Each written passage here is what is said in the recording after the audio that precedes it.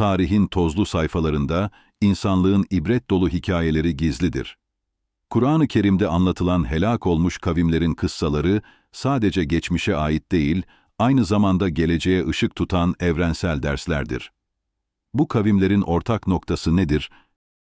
Her biri farklı günahlarla öne çıkmış olsa da aslında hepsi aynı temel hatayı paylaşmıştır: tevhidi reddetmek ve Allah'a ortak koşmak. Peygamberler, insanlığı doğru yola davet eden ilahi elçiler olarak gönderilmişlerdir. Hepsinin ortak mesajı, tağutu reddetmek, yalnızca Allah'a iman etmek ve tevhid inancını yaymaktır. Ancak ne yazık ki bu kavimler, peygamberlerinin çağrılarına kulak tıkamış, şirk batağına saplanmış ve sonuç olarak ilahi azaba uğramışlardır. Helak olan kavimlerin ortak günahları, şirk koşmaları ve tevhidi reddetmeleriydi. Ahlaki sapkınlıkları, Allah'a olan isyanlarının birer yansımasıydı. Tevhid inancından uzaklaşan kalpler, sonuçta kendi felaketlerine sebep oldular ve ilahi adalet böylece tecelli etti. Bugün bizim görevimiz, bu ibret dolu hikayeleri sadece dinlemek değil, onların derin anlamlarını kavramaktır. Tevhid, insanlığın kurtuluşunun anahtarıdır. Şirk ise hem bireysel hem de toplumsal felaketlerin başlangıcıdır. Helak olan kavimlerin kaderi, tevhid eksikliğinin ve şirkin tehlikelerinin bizlere sunduğu açık bir uyarıdır. Bu yolculukta, kavimlerin helakı üzerinden tevhidin çağrısını yeniden hatırlamalı, tarihin aynasında kendi yolumuzu aydınlatmalıyız. Unutmayalım ki, geçmişin ibret dolu hikayeleri, geleceğin rehberidir. Gelin, bu kıssaların derinliklerine inerek, Kur'an'ın birleştirici ve kurtarıcı mesajını yeniden keşfedelim.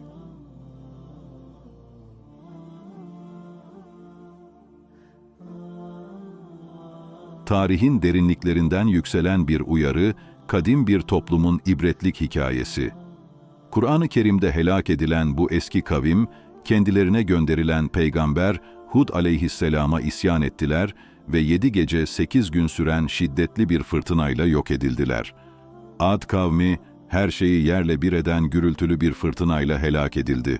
Ad kavminin yaşadığı yer olarak anılan İrem şehri, Kur'an'da sütunlarla donatılmış, ihtişamlı bir şehir olarak tasvir edilir. Rabbinin, sütunlar sahibi İrem'e ne yaptığını görmedin mi? Peki ya Ubar, Arap Yarımadası'nın kumları altında saklı kalan bu kayıp şehir, efsanelerde 1001 sütunlu şehir olarak anılan Ubar, bazı araştırmacılara göre Ad kavmi ve İrem şehri ile bağlantılı olabilir.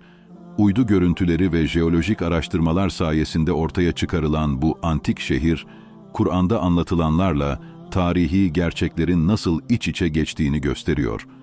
Ubar'ın keşfi, geçmişin derinliklerinden gelen bir yankı gibi, kadim medeniyetlerin ihtişamını ve düşüşünü bize hatırlatıyor.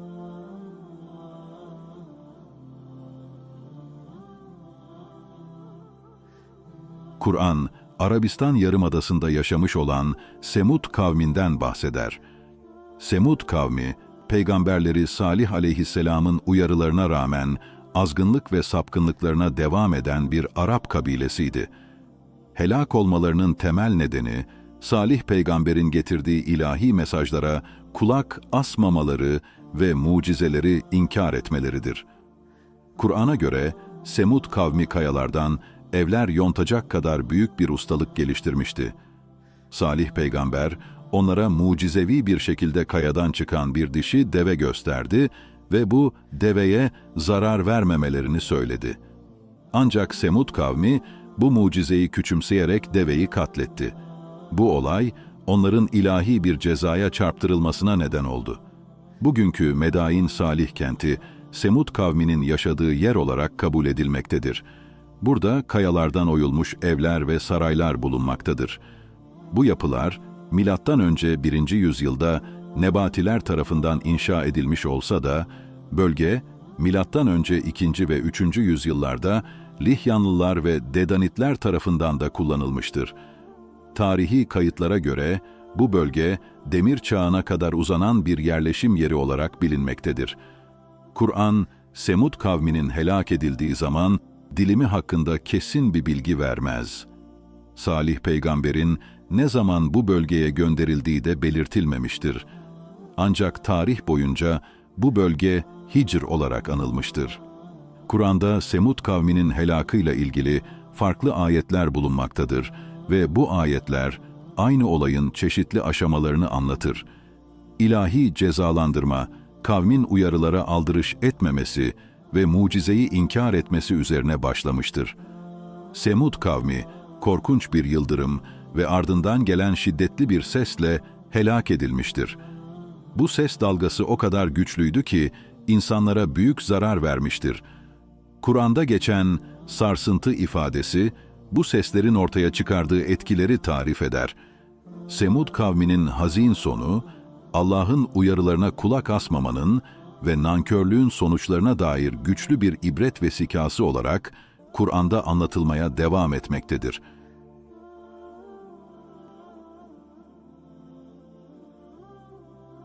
Adalet terazisini bozan bir kavim, ticarette hileye uğrayan insanlar ve ilahi bir uyarı.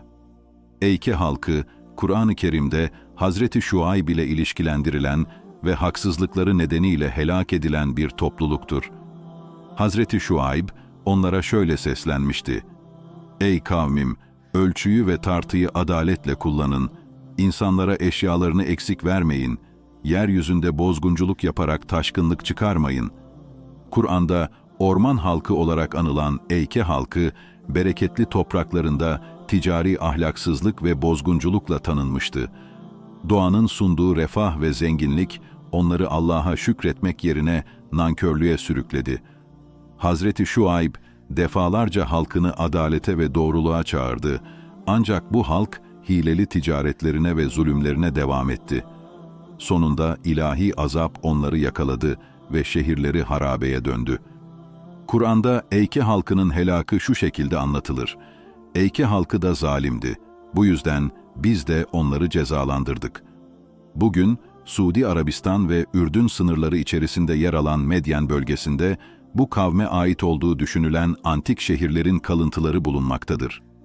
Eski ticaret yolları, vahalar ve harabeler, Medyen kavminin geleneksel zenginliklerini ve tarihteki yerini gözler önüne seriyor.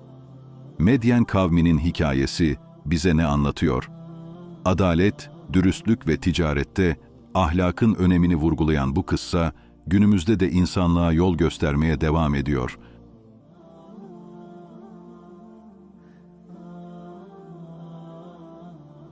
Gizemli bir şehir, yerle bir olmuş bir kavim ve tarihin derinliklerinden gelen uyarılar. Lut kavmi, Kur'an-ı Kerim'de ahlaksızlıkları nedeniyle helak edilen bir topluluk olarak anılır.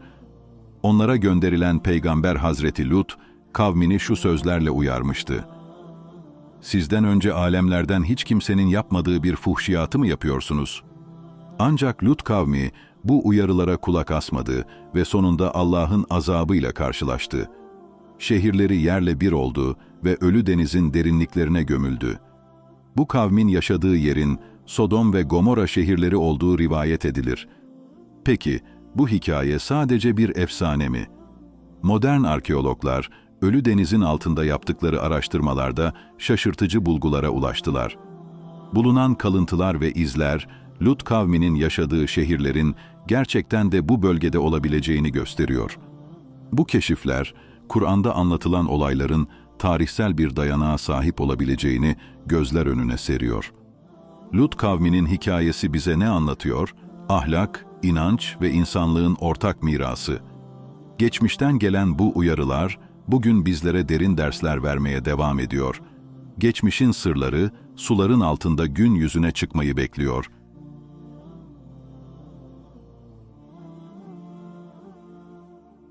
Efsanevi bir krallık, hayranlık uyandıran bir saray ve tarihin derinliklerinden gelen büyüleyici bir hikaye. Hazreti Süleyman ve Kraliçe Belkıs arasında geçen bu etkileyici kıssa, Kur'an-ı Kerim'de anlatılan en çarpıcı hikayelerden biridir. Saba Krallığı'nın ihtişamı ve Süleyman Peygamber'in görkemli sarayı, yüzyıllardır insanlığın hayal gücünü süslemeye devam ediyor. Ona saraya gir denildi.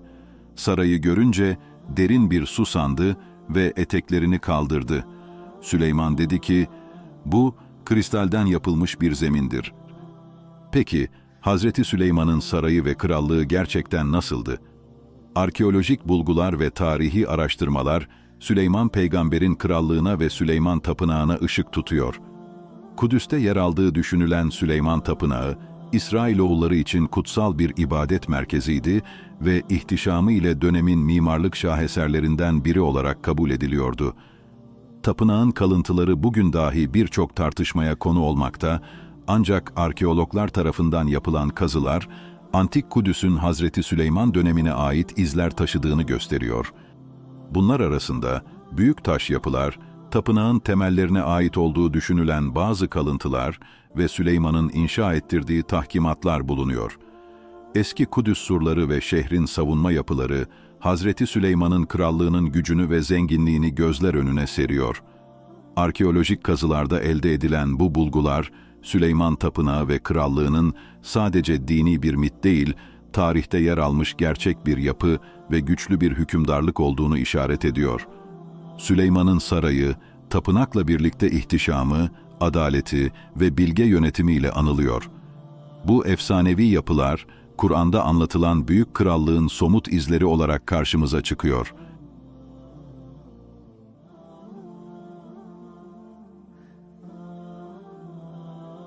Yüzyıllardır anlatılan bir mucize, tarihin derinliklerinden gelen bir sır. Ashab-ı Kehf, yani uyuyan gençler, inançları uğruna zalim bir yöneticiye karşı çıkan ve sığındıkları bir mağarada, mucizevi bir şekilde yüzyıllar boyu uyuyan bir grup gençtir.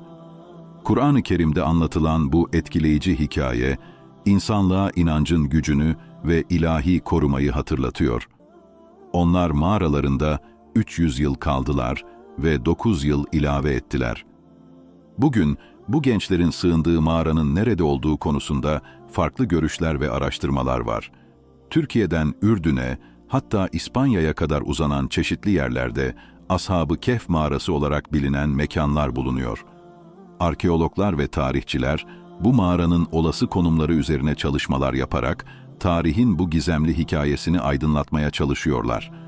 Ashab-ı Kehf'in hikayesi bize ne anlatıyor?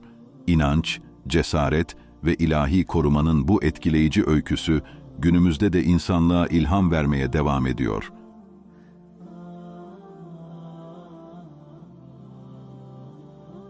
Gizemli bir mucize, tarihin en büyük kurtuluş hikayelerinden biri. Kur'an-ı Kerim, Hazreti Musa ile Firavun arasındaki destansı, mücadeleyi detaylıca anlatır. İsrailoğullarını esaretten kurtarmak isteyen Hazreti Musa, Firavun'un zulmü ve inatçılığıyla karşı karşıya gelir. Ancak Allah'ın yardımıyla tarihi bir mucize gerçekleşir. Biz de Musa'ya, "Asanla denize vur" diye vahyettik. Deniz yarıldı, onun parçası koca bir dağ gibi oldu. Firavun ve ordusu denizin içine doğru ilerlerken suların üzerlerine çökmesiyle boğularak helak oldu. Bu olay, inancın ve sabrın zaferi olarak tarihe geçti. Peki, Kızıldeniz bu mucizenin izlerini hala saklıyor olabilir mi? Bazı araştırmacılar, bölgede yapılan incelemelerin bu tarihi olaya ışık tutabileceğini düşünüyor. Ancak bilim dünyasında henüz kesin kanıtlara ulaşılamadı. Hazreti Musa'nın hikayesi bize ne anlatıyor? İnanç, özgürlük ve ilahi adaletin bu etkileyici anlatımı günümüzde de insanlığa ilham vermeye devam ediyor.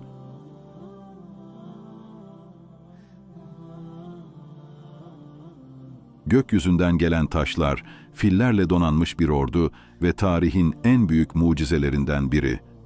Ebrehe ve devasa ordusu, Kabe'yi yıkmak amacıyla Mekke'ye doğru ilerliyordu. İnsanlık, güç ve hırsın zirvesindeydi. Ancak ilahi bir müdahale tüm planları altüst etti. Rabbinin fil sahiplerine yaptığını görmedin mi? Allah, ebabil kuşlarını göndererek Ebrehe'nin ordusunu helak etti ve Kabe'yi korudu. Bu olay, inancın ve ilahi kudretin en çarpıcı örneklerinden biri olarak tarihe geçti. Peki, bu hikaye sadece bir efsane mi? Yemen'de yapılan arkeolojik kazılar, Ebrehe'nin dönemine ait yazıtlar ve kalıntılar ortaya çıkardı. Bu bulgular, tarihin tozlu sayfalarını aralayarak fil vakasının tarihsel bağlamını anlamamıza yardımcı oluyor. Bu mucizevi olay bize ne anlatıyor? Gücün değil, inancın ve adaletin kazandığını gösteren bu etkileyici hikaye, günümüzde de insanlığa ışık tutuyor.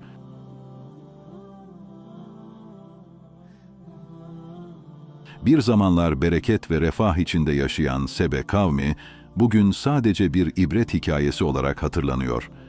Allah'ın sunduğu nimetlere sırt çeviren, şükretmek yerine nankörlüğe saplanan bu kavim, yıkıcı bir felaketle tarihten silindi. Peki, nasıl oldu da bolluk içindeki bir halk, kurak topraklara ve yokluğa mahkum oldu?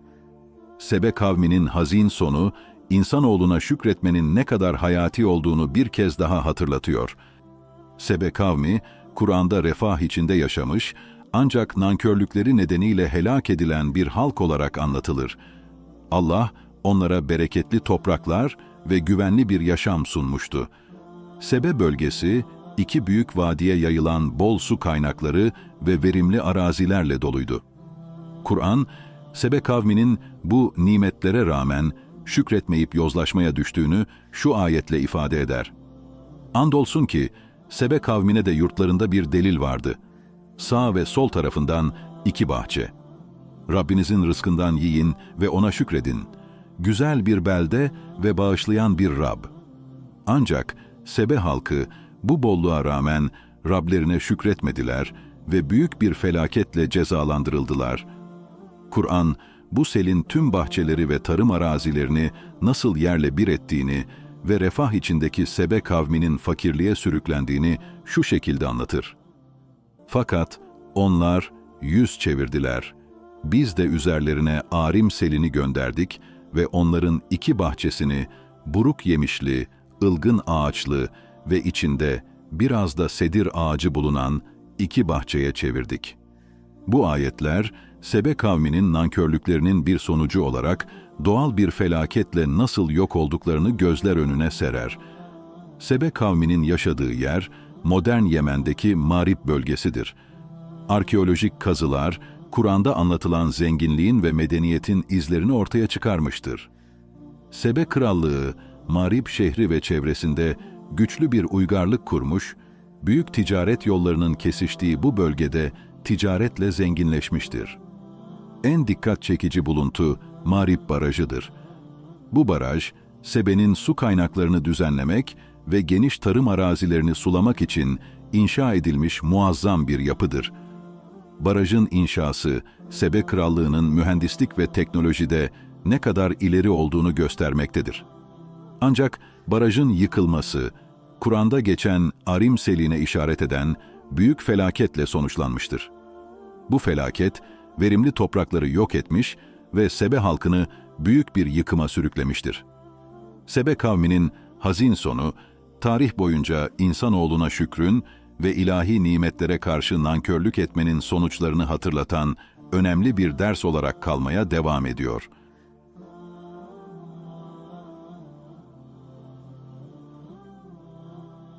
Devasa taş yapılar, binlerce yıl öncesine dayanan sırlar ve firavunların ölümsüz mirası. Mısır piramitleri, antik dünyanın en büyük gizemlerinden biridir. Özellikle Giza'daki devasa piramitler, firavunların gücünü ve tanrısal varlıklarını simgeleyen görkemli mezarları olarak inşa edilmiştir.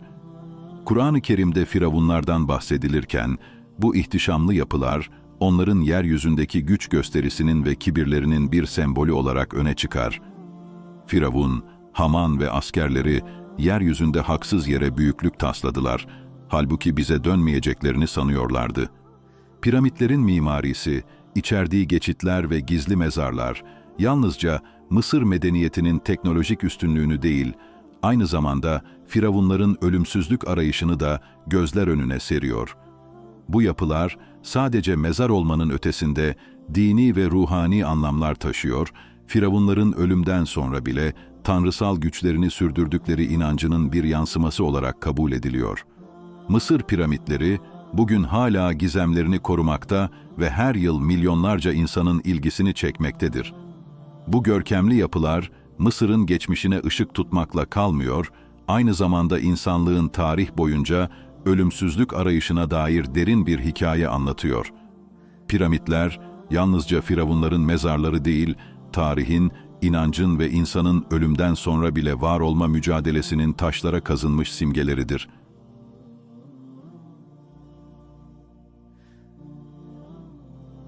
Efsanevi bir gemi, tufandan sonra gelen kurtuluş ve Ağrı Dağı'nın zirvesindeki büyük sır, Nuh'un gemisi, Kur'an-ı Kerim'de anlatılan en büyük mucizelerden biridir.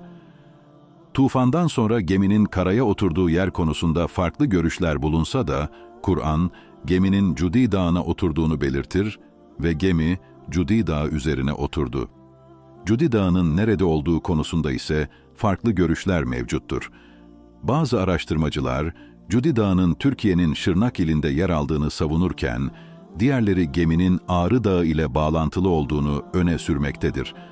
Efsanelere göre Ağrı Dağı'nın zirvesine yakın, buz ve karların altında Nuh'un gemisine ait kalıntılar bulunabileceği düşünülmektedir. Günümüzde arkeologlar ve tarihçiler bu efsanevi geminin izini sürmeye devam ediyor. Uydu görüntüleri, Ağrı Dağı'nda keşfedilen bazı yapı izleri ve tarihi kayıtlar, geminin bu bölgede olabileceğini öne sürse de henüz kesin bir kanıt bulunamamıştır. Nuh'un gemisi gerçekten Ağrı Dağı'nda mı? Arkeolojik çalışmalar bu kadim sırrı çözebilecek mi? Tarihin bu büyük gizemi keşfedilmeyi bekleyen bir sır olarak insanlığın merakını ve ilgisini çekmeye devam ediyor.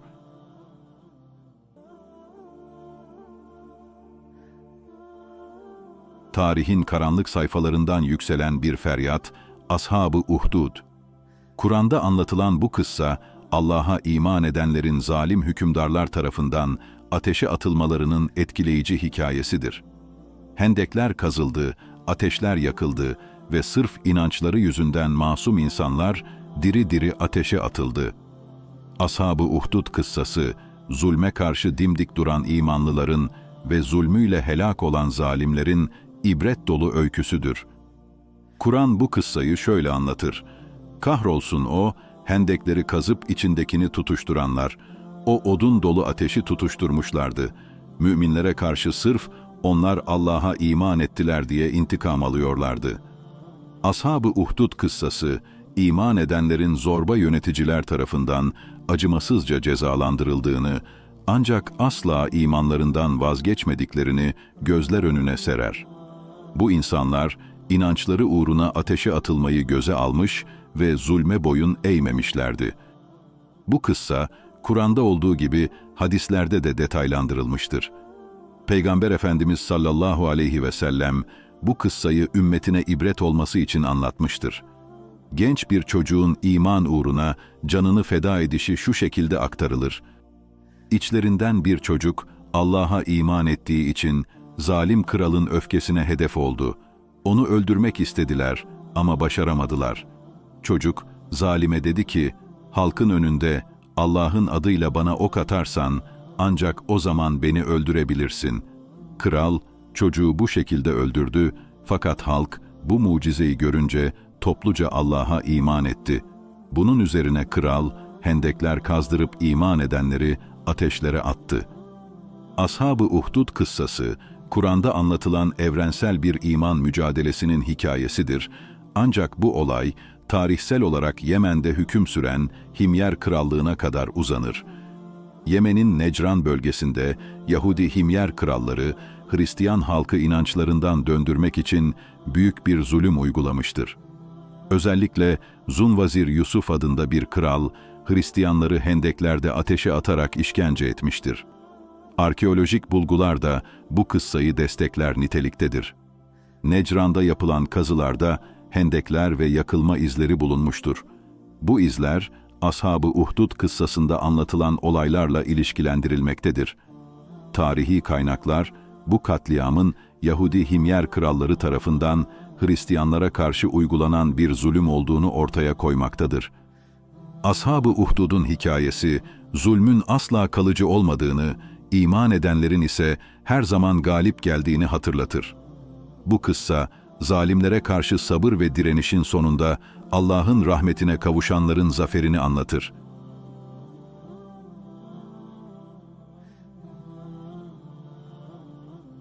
Efsanevi bahçeler, büyüleyici bir güzellik ve tarihin derinliklerinde kaybolan bir sır, Babil kralı Nebukadnezar tarafından inşa edildiği söylenen Babil'in asma bahçeleri, dünyanın 7 harikasından biri olarak kabul edilir.